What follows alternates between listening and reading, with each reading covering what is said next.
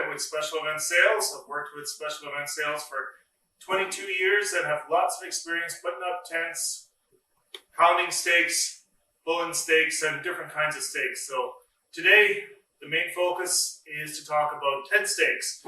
This is from one supplier, and this is a Hogan steak on this side.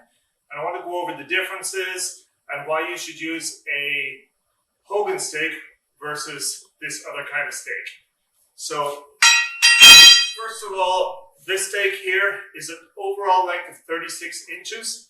But as you can see, this loop that comes down is about 6 inches from the end. So you only have about 30 inches in the ground. This also has a very small target area at the top, just 3/4 of an inch thick. It will tend to flare out and mushroom over time, and you can get sharp edges and splinters flying off, so not a good steak at all. The other issue is the loop is welded here and here on the sucker rod, and that heat weakens the steak right at this point. So it makes them very prone to snapping off at this point right here at the weld. So we go with the Hogan steak. It is 36 inches long as well, but as you can see, there's about 34 inches of it in the ground, so greater holding power. It has a much larger target area on the top for hitting with your sledgehammer or pounder.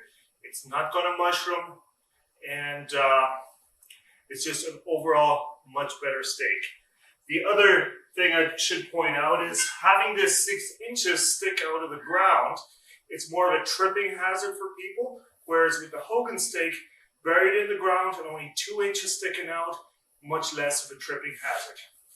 And the second thing I want to go over with is pulling these steaks and the kinds of manual pullers that are out there. Some vendors will supply you with a puller like this. It's essentially a big pry bar. And the idea is that this will go in underneath here and you can pry the steak out of the ground. Disadvantages of this kind of puller, very small surface area. So if you're on grass, this will tend to bury itself in the ground without actually pulling the steak out. The other issue is it will pull maybe 3 or 4 inches, but after that, there's nowhere left to grip on the steak. So you have all the rest of the steak in the ground and no way of gripping it to pull out. So these are not a good steak puller, not recommended at all. And it'll just create frustration and make extra labor for you when you're pulling these steaks with a puller like this. So what we like to recommend a puller like this.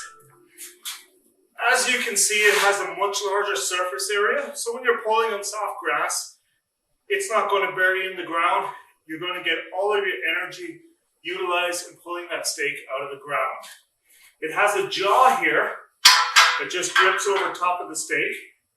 But also, as the steak comes up out of the ground, this jaw will lock on the steak and it'll actually grab and pull the steak out of the ground. So you can literally ratchet the steak out of the ground using a puller like this. So again, for people who are setting up a lot of marquees, I recommend using a Hogan steak and a puller like this.